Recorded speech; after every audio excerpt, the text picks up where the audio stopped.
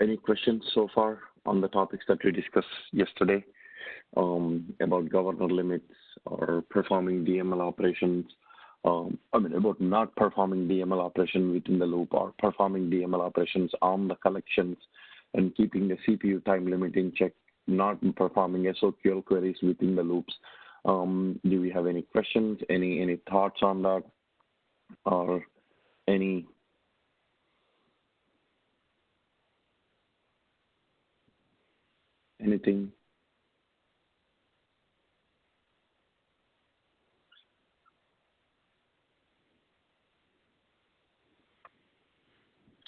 Okay, now let's talk about writing an Apex trigger.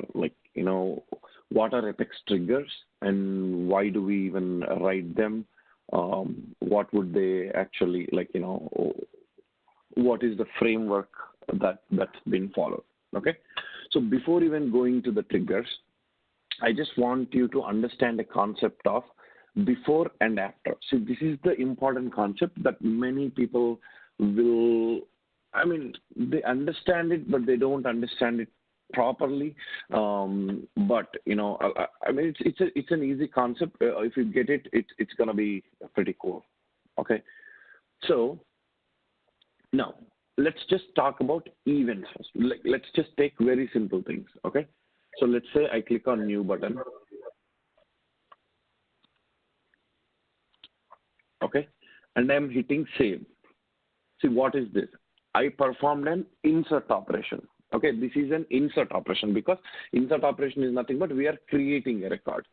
Now, click edit, change something,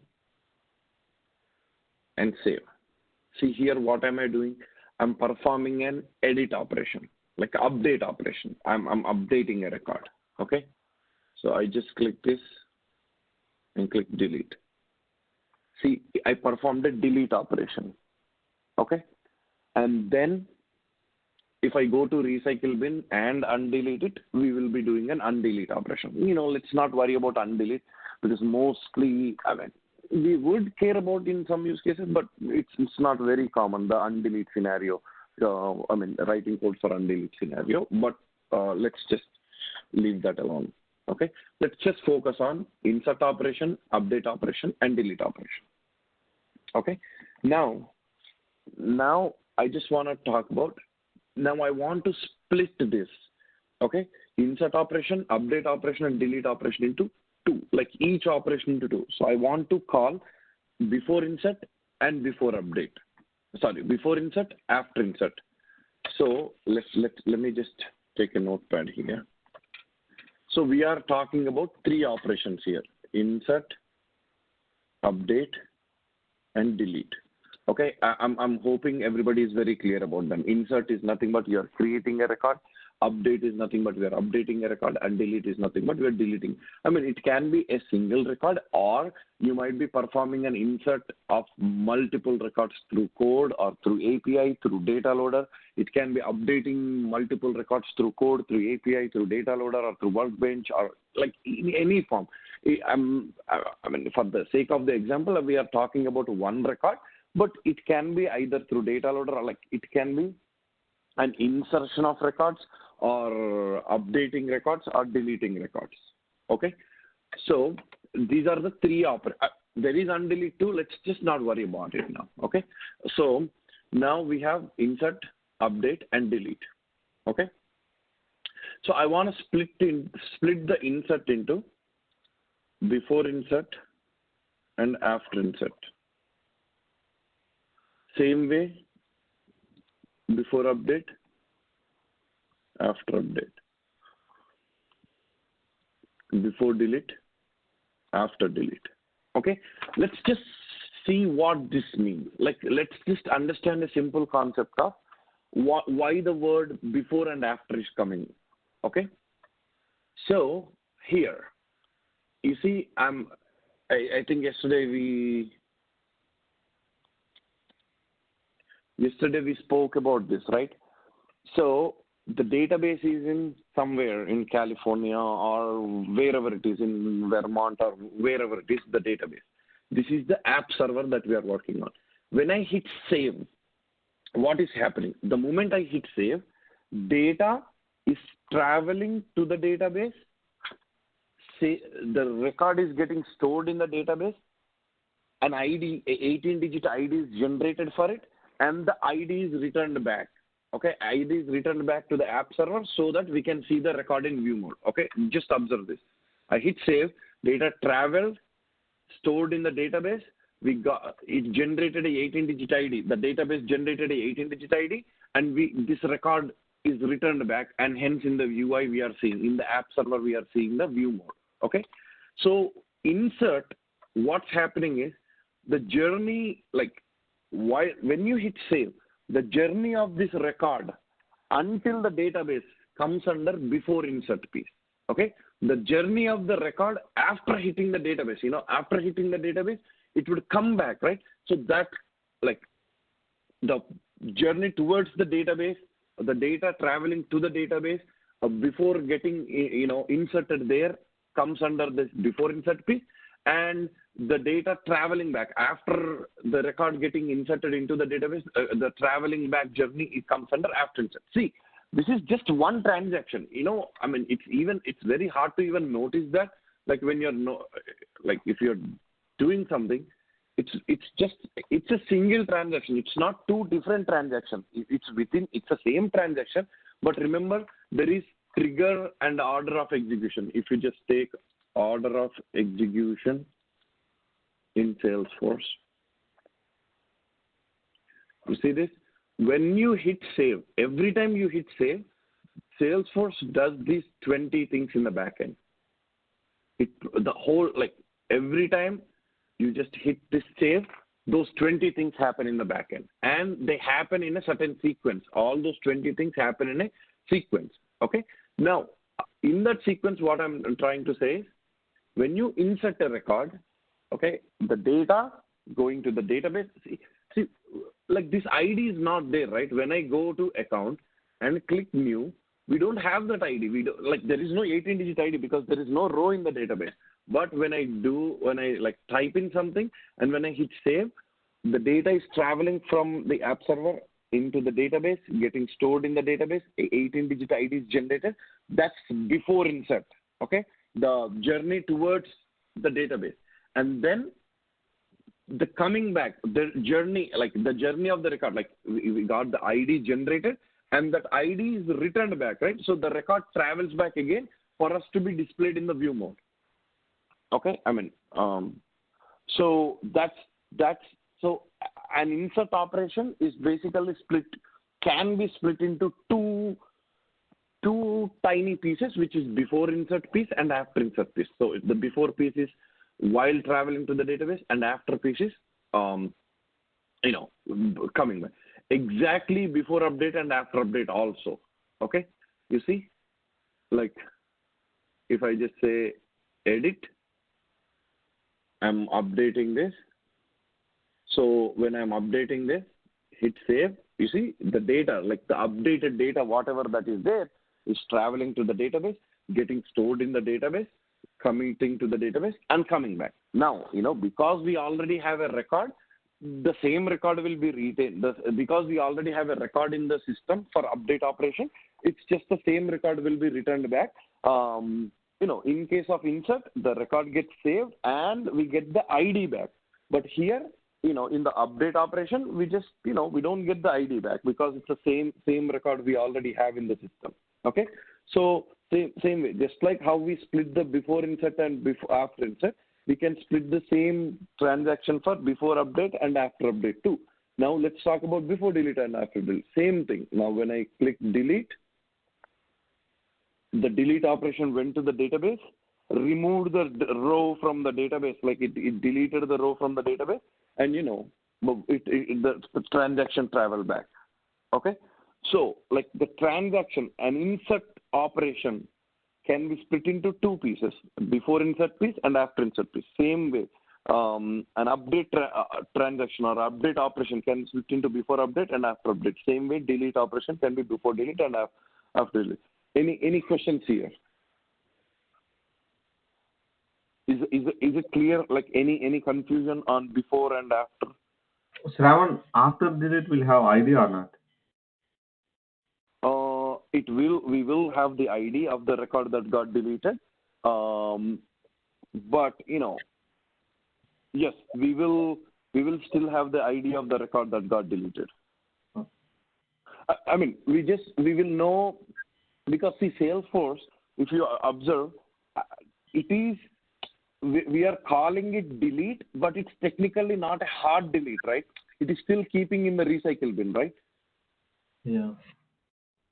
So the ID is definitely available. If you want to do, I mean, if you want to do some other transaction, let's say you have a requirement where you need to keep information of all the records that are getting deleted.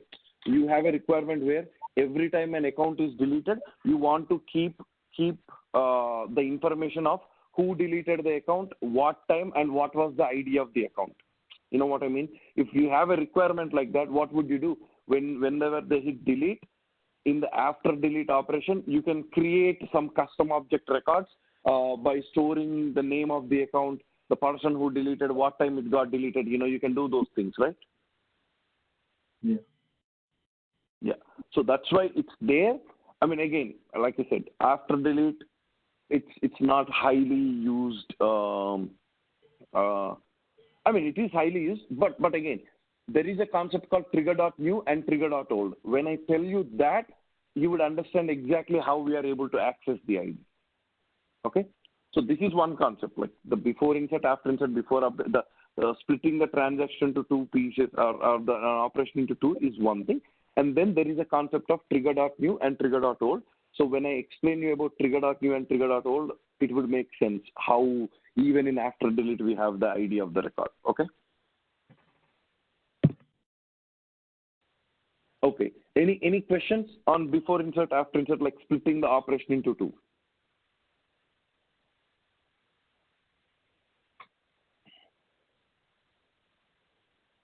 So, I mean, just tell me in terms of, let's say you have a requirement. I'm assuming, let's say you have an update requirement. Okay. So one of your requirement is, like, let's say I just look at it. So let's assume, I'm just saying the requirement is if the type is prospect. Okay. Let's assume your requirement is if the type is prospect, in the description there your requirement automatically, hey, you know what, whenever the type is prospect, make sure the description is populated as this is prospect account.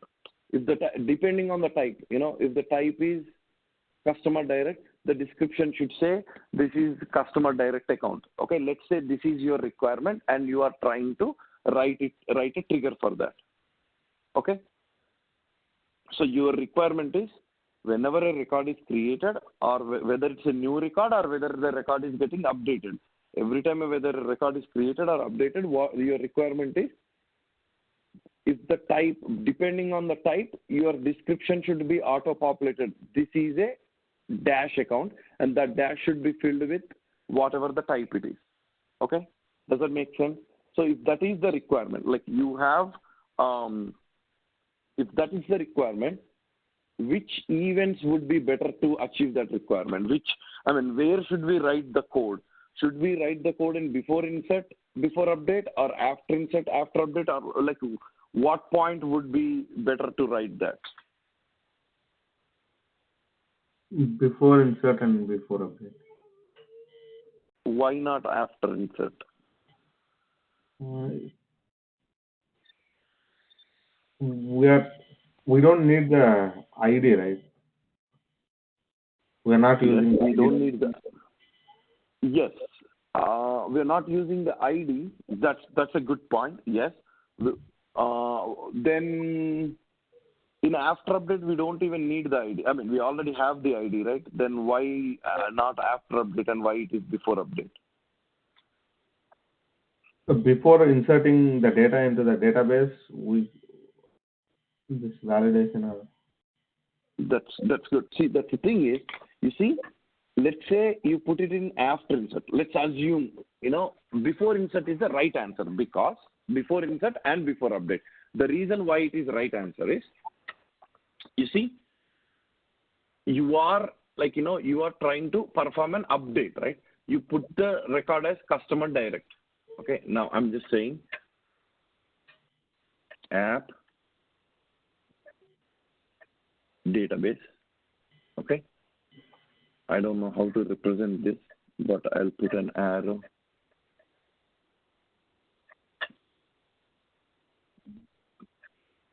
This side.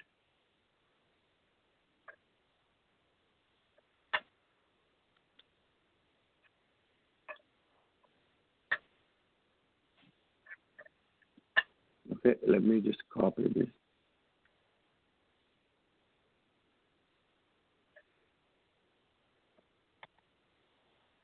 Okay, so now see here is where we are loading the data, or user is performing an update operation or whatever. And then what is happening? So before insert is nothing but any piece of transaction, any code that you write, okay, any code that you write in this here, right here is before. Any code that you write here, in this direction, here is after. That's clear, right? So now our requirement is here somebody put in something called type as prospect. And what are we trying to do? We are setting the value of description as this is a prospect account. So why can't, if you can write the logic right here, right? If you can write the logic right here, before the data even reaches the database, what we are doing, our, the description value will be set, and, the whole prospect, the whole account record will be saved into the database, and that's good. Now, let's say if you want to do in after insert, right? This is, I don't know how do I, okay, I'll just say before, after. So if you do it here, right? See, we are in the journey. Our goal is, whenever you are setting the value, our goal is to set the value in the database. Okay, our goal always is to set the value in the database. So now, let's say you set the value in this here, let's say you wrote the logic in here. What should happen? You are in the reverse direction. So again, because ultimate goal, see the data manipulation, right? Any data value or anything that you're setting, always it has to end up in the database. Only when the data ends up in the database in the way that you wanted, our goal is reached. Our goal is to put the data in the database. Now, you see, if you put it in before insert, yes, here itself the transaction is happening and you're putting it in the database. Good. But let's say whereas you put it here, right, in the after, what happens? You have to travel back again. You're already in the reverse journey. The transaction is in the reverse journey. Even if you set the value here, nothing happens. Just setting the value here doesn't happen anything. You need to perform an explicit DML again to send this transaction back to the database, right? Does it make sense? Why these kind of things, why before is more, always, as much as possible, if there is a transaction, if you can control the transaction, and if you are able to,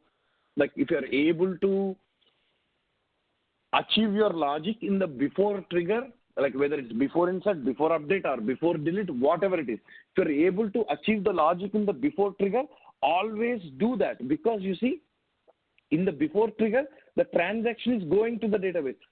Do anything that you want here, set the field values, update the values, or anything, so the transaction, it's not costly here, because the data is still going to the database. Once, do any changes that you want, and all the changes, any changes that you made in here will save to the database, and then it will come back in the journey. While coming back to the app server, after the data got saved to the database, while coming back to the, during the return journey, if you perform anything here, you see, you are moving away. You are going away from the database. So what should be done? Again, you have to perform a DML just to make sure to, send this data back here. So that means, again, if you want to do something here, it doesn't matter, right? Because it's in the opposite way. So you have to perform a DML again just to make sure the data gets back again in the database. So like there will be an additional DML operation that would be wasted if you perform anything in after. See, Niranjan, I get where you're coming from. Usually, some of the internet questions will be, hey, when would be the scenario when you have to use after versus before? I get it. So in the case of where you require an ID, that's a good answer, but it's only for insert, right? But for update, that's not a right answer, because for update, you already have the ID. So, I mean, the thing is, in order to perform the transaction efficiently, you have to do it in before. So because to avoid extra DML operation or extra processing time or anything, because we are while going itself, we are taking everything with us, we're setting all the values, field values and everything, and that's been that would hit the database. Once it hits the database, sometimes you cannot avoid, we'll talk about those scenarios, but during coming back, it's better to avoid somehow, it's better to avoid, especially setting some field values or filling some field values should always happen in either before insert or before update. Okay? Does that make sense? Conceptually, does it make sense what before and after pieces?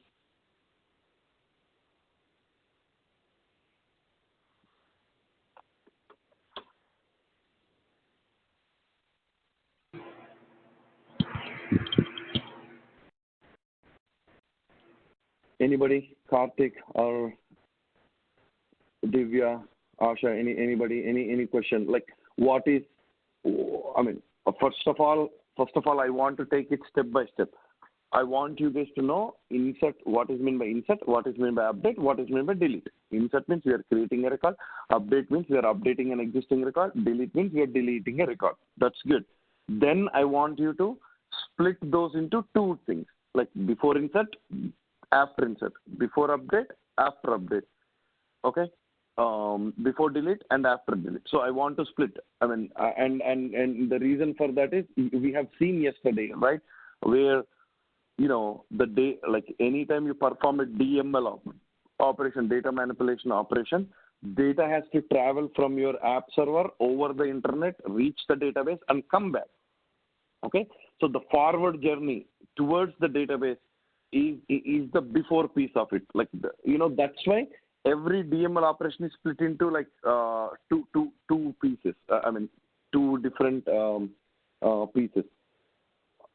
Okay, and the effective way of doing things is before, in the before logic. I mean, and easy too. It's not only effective; it's very easy too for us. So that's why, especially personally, from my experience, anytime I try to write about, anytime I get a logic that I have to write in a trigger, I always think, okay, can I do it in before? Like, do I need anything that that prevents me from doing it in before? And, if it is possible, I try to do the same thing. Most of the times, people get confused with the word after. Like, there is before insert and after insert, right? So people get confused with the word, after means, like, I don't know, everybody takes it differently, but I want you to understand this concept. Insert, like, it's just the same insert operation, but, just the to and fro, we are just splitting the transaction into to and fro.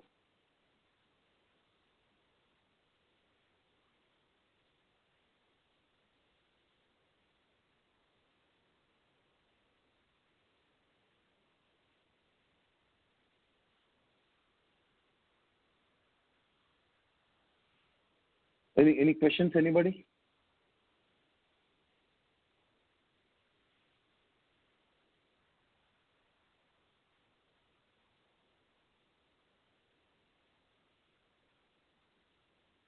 All right. Anybody? Any questions? Okay. Now let's talk about. Okay, I mentioned. Okay, you said before piece is really good because we are trying to do things before even reaching the database. How about, like, what are some use cases where we have to use after? Like, why would we even want to do anything in after? Okay, let's talk about some of those scenarios. Okay, now those scenarios are nothing but, for example, you have a scenario where whenever an account is created, you need to automatically create, like whenever an account is created, you need to automatically create a contact associated with it. You see, I'm like, I'm going here, test, and hit save. See, I'm creating an account. The moment an account is created, I have to automatically insert an associated contact. Okay, that's the transaction that I want to do. Now, in order to create a child object record, right? If you want to, okay, can I do that in before insert? I mean, creating a contact, I can do it, but the requirement is whenever I create an account, automatically I have to create a contact associated with that account. I need to make sure the contact that got created is associated with that account. Okay, how do I associate? See, if I'm creating a contact, in order to associate it with that account, I need that ID of the account, right? I need, like, for that account, I have to have the ID, right? Now, if I don't have the ID, I will not be able to associate that contact with the account. So now, you see, if I created an account, okay, I hit here, I typed in the information on the account and I hit save. So the account record is traveling to the database. It hit the database. Here I can write a logic to create a contact, but in order to associate the contact with the account that I got created, I need that account ID, right? On the contact, we have a lookup to account, right? I need to populate that 18-digit ID. But here in this journey, I don't even know what my ID is. Okay, so that's why I cannot do anything here. That I cannot do anything in this journey. So that's why I have to wait till the data account gets created in the database. ID is generated. Okay, ID is generated here, and then that's why during this journey, I have the ID, right? We have the account ID. So I can add the logic to create a contact here and use this ID, like use the account ID to populate that contact. Okay, that's why this is the scenario you cannot avoid. There is absolutely no way that you can avoid, but you have to write in after insert. You cannot even write it in before insert.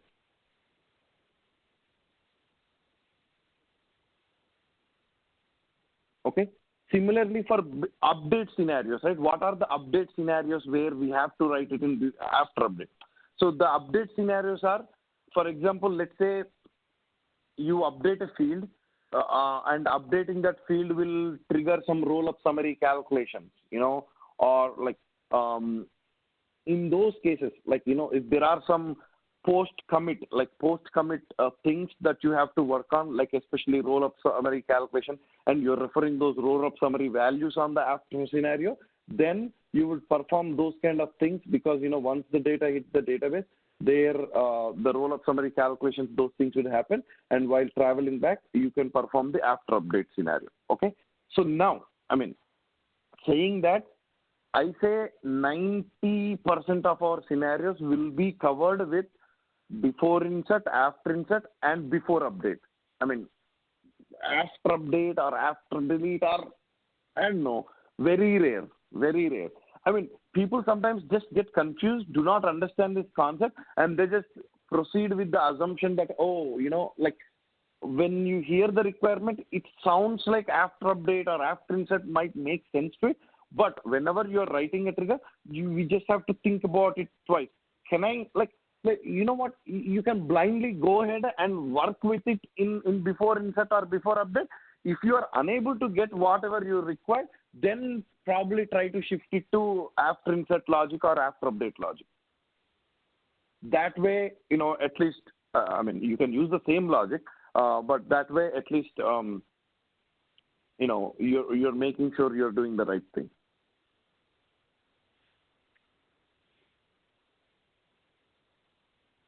Guys, you get it? Any question?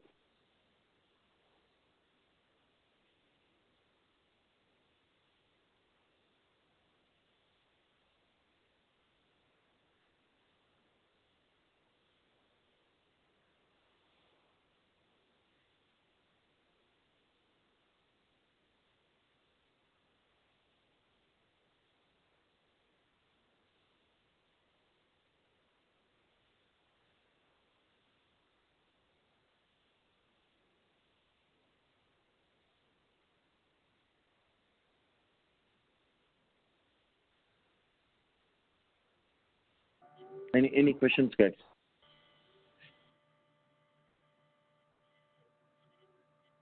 Okay. Now, one final concept that I want to introduce is trigger.new and trigger.old. See, these are like the prerequisites. I know I said we will be writing the trigger, but without knowing this, there is no point in writing the trigger. But if you know this, triggers would be like, this is the whole concept that you need to know with Salesforce programming. That's it. Like once you know these trigger context variables, there is really nothing much to learn as well. Okay. Now, let's talk about trigger.new and trigger.old. So, see, these are, when I say trigger.new or trigger.old, these are Salesforce specific words. These are called as trigger context variables. Okay, the trigger.new or trigger.old, is insert, is update, all these things are Salesforce specific things. Now, in the same way, trigger.new and trigger.old are also a couple of Salesforce specific trigger context. We call them as trigger context variables, and these are specific word for those. So let's talk about what trigger.new means. Okay, so trigger.new is the new copy of the record. Just remember that trigger.new is the new copy of the record that is about to be inserted or updated. Let's just see what it is. Okay, let's just see. Let's say I'm updating a record. Okay, let's just say I'm updating the record. And let's try to understand what is trigger.new and trigger.old with respect to this concept. Okay. So, you see, right now the account name is test. Okay. I am modifying it to, that's it. I modified that to Shravan account and I hit save. Okay. So, the difference between trigger.new and trigger.old is this. In trigger.new, the account name will be Shravan account. In trigger.old, the account name will be test account. Test. Okay. See, I'm not going to perform the update. I'm going to cancel the update. Okay. So let's see. This is an existing record. What is the value of account name here? Test. Okay. So I'm clicking edit. I didn't change it. Now I'm changing this to Shravan. And I hit save. Okay. If I ask you, hey, what is the trigger.old value of, what is the trigger.old name of this account? It would be test. What is the trigger.new name of this account? It would be Shravan. Okay. So Salesforce as a platform feature, it's a great thing for us, right? As a platform feature, what it is doing is whenever you're updating a record, like when the user clicks save here, through programmatically, you're able to update the old copy, how the record used to be, and now you're also updating the, you're also able to access the current value that is there. So the current value or the new copy of the record, if you take the record into old copy and new copy, the new copy of the record is called as trigger.new and the old copy of the record is called as trigger.old. And that's why you see the name. You see the name called trigger.new and trigger.old, right?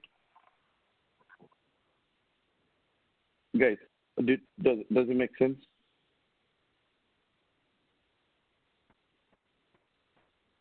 Yes.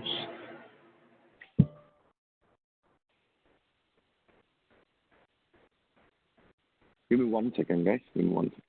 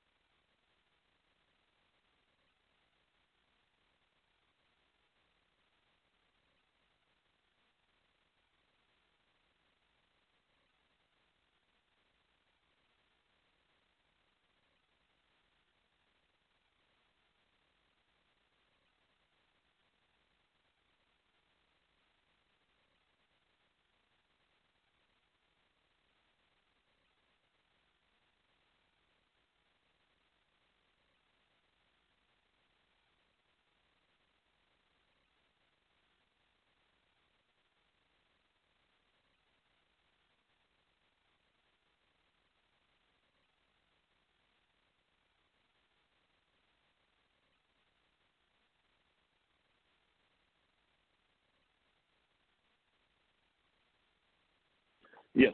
Sorry, guys. Okay. Any question? I mean, see, in here, I'm only talking about one record, okay? But trigger.new and trigger.old are list collections. So when I say, let's say you are updating, using data loader, you are updating millions of records or 10,000 records, okay? All the records, that you are updating, the new copies of, it's a list of the records, right? The list of all the new copy of the records will be in trigger.new, and the list of all the old copy of records will be in trigger.old.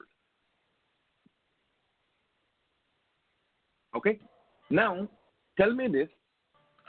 I'm inserting a record. Will there be a concept of trigger.old in when I'm inserting a record? Will trigger.old exist? Like, will the platform give you trigger.old when I'm inserting a record? No. That's good, because there is no old copy, new copy, right? Like there is nothing like old copy or new copy. I'm inserting a record. It's just a new copy. Now, during update, of course, when I'm performing an update, there is trigger.new and trigger.old, because, I'm updating a record. So there is an old copy and there is a changed copy. I mean, the newest copy is in trigger.new and the old copy before changing is trigger.old. Great. Now, during deletion, like let's say I deleted a record, do you think trigger.new exists in deletion? No. Because in deletion, only trigger.old exists. The old copy of the record exists. There is no new copy, right? It's the opposite of trigger.new. We are removing it from the database, right? So there is no new copy exists, right? So only trigger.old exists, right? Yeah. Okay, Niranjan, that answers your question. You asked me, right, hey, in after delete, can we still be able to access the value? Yes, because we are looking at, by accessing trigger.old, you will be able to access, before the record got deleted from the database, what was the ID? You will be able to access it, right, from trigger.old. Yeah. That's why in after delete, you are able to access the ID of the record, even though it's removed from the database. You will not be able to perform any action on it. You will not be able to say delete it again or insert it again. You cannot do anything like that. But yes, you can access the ID value. If you want to know what's in the record, if you want to know what field values that it has, you can access it using trigger.old. But you cannot do anything on it. Shravan, I have a question, like even before update also, we will have like old and new copies.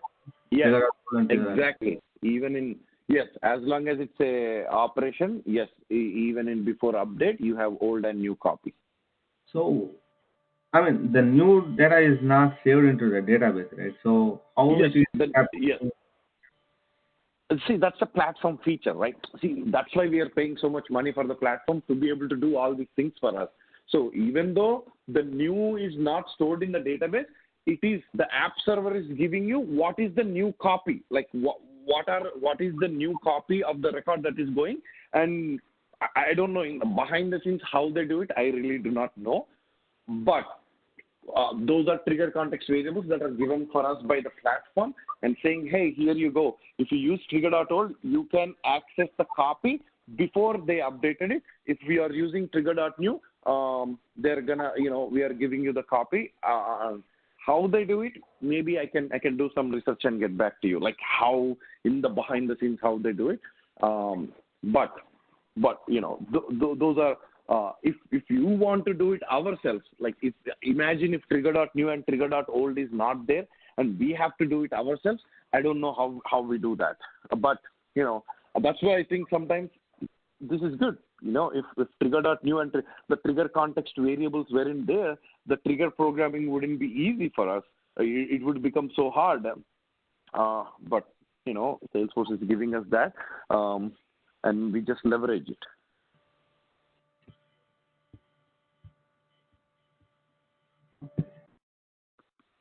Okay. I can get more clarity on how they are doing it.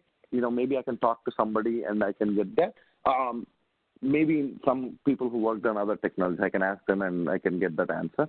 But at this point, I don't know how they are doing it behind the scenes. Okay? Guys, are you good with this concept? Like, see, if you understand this, like the trigger.new trigger dot old concept, before insert, before update, after update, before delete, after, like, I mean, I would say, now I wanna revise very quickly. Okay, I'll just take a minute. First, you need to know what an insert operation is, update operation is, delete operation is. I think it's straightforward, right? Insert, you're creating a record. Update, you're updating a record. Delete, you're deleting a record. I think we are very clear on that.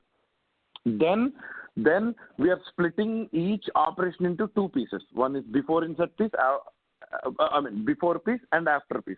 Before piece includes, before the data reaches the database. The after piece includes after the data reaches the database while coming back.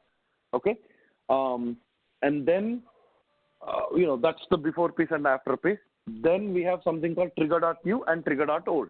Trigger.new is the new version or the latest copy of the record that is about to be inserted or updated.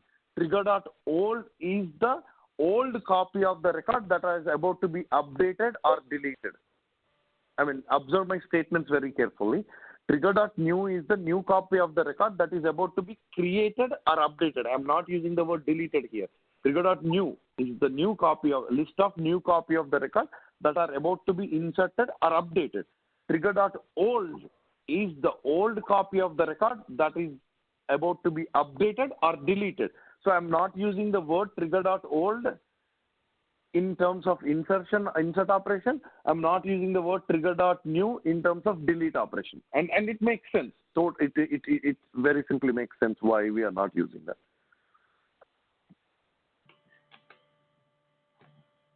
Okay. Any questions, guys?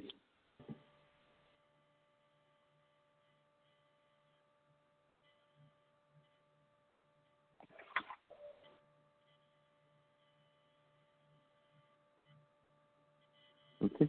All right. I'm sorry, guys. I have to get out today, so I will stop